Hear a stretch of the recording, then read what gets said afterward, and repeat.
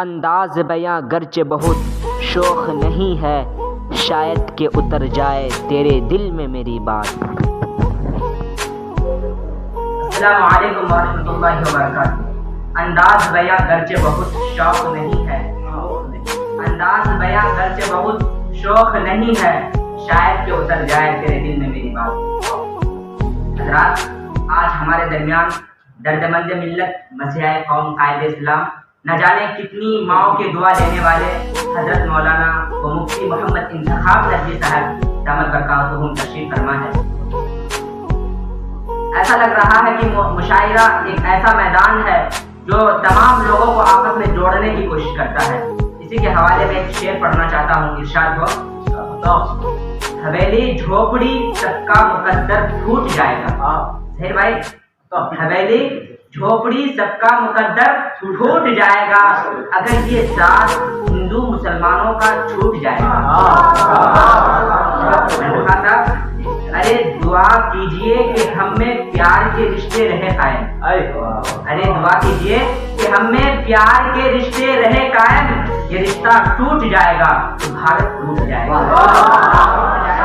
بھارت ٹوٹ جائے گا۔ چلیے، ہر شاعر کا یہ کوشش رہتا ہے کہ مشاعرے کو اچھے انداز میں، مشاعرے کو اچھا بنانے کی کوشش کریں۔ مشاعرے کو اچھا بناتا ہے ایک شاعر، چلو میں بھی کوشش کرتا ہوں جہاں تک ہو سکے کہ مشاعرے کو اچھے بنانے کی کوشش کروں گا۔ میں دعا چاہتا ہوں مفتی انتخاب نقوی صاحب کی۔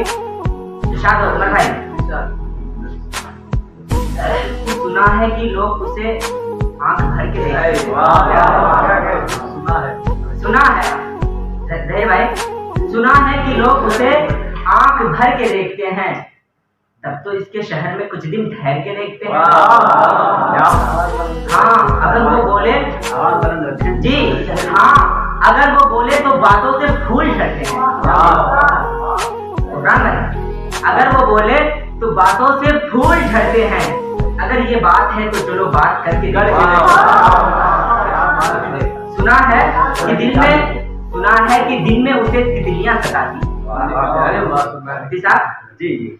سنا ہے کہ دن میں اسے تتلیاں ستاتی ہے، سنا ہے کہ رات میں جگنو ٹھہر کے دیکھتے ہیں، رات میں جگنو ٹھہر کے دیکھتے ہیں۔ چلیے، میں اور بہترین بنانے کی کوشش کرتا ہوں، آپ لوگوں کا اگر اسی طرح ساتھ رہا تو انشاءاللہ میرا مشاعرے کو کامیاب بنانے کا میرا مقصد پورا ہو جائے گا۔ چلیے، شعر آپ کے سامنے پڑھتا ہوں۔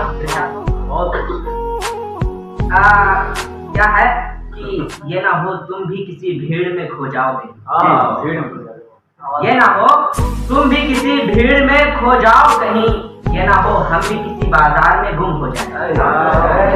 آگے دوسرا دیکھیں، ایسا آشوب زمانہ ہے کہ ڈر لگتا ہے، دلا بھائی، ایسا آشوب زمانہ ہے کہ ڈر لگتا ہے، دل کے مضمون ہی نہ اشعار میں گم ہو جائے۔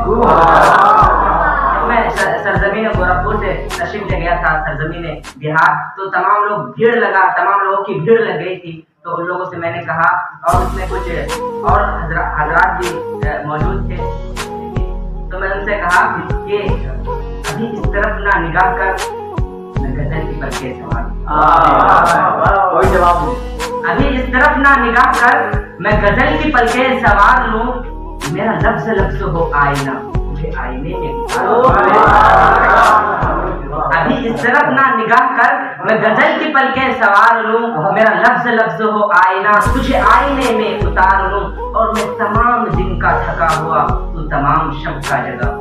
اسرار بھائی، میں تمام دن کا تھکا ہوا، زہر بھائی توجہ، ابھی اس طرف نہ نگاہ کر میں غزل کی پلکیں سوار لوں، میرا لفظ لفظ ہو آئینہ تجھے آئینے میں اتار لوں، میں تمام دن کا تھکا ہوا تو تمام شب کا جگا ہوا، ذرا ٹھہر جا اسی موڑ پر تیرے ساتھ شام گزار لوں۔ کیا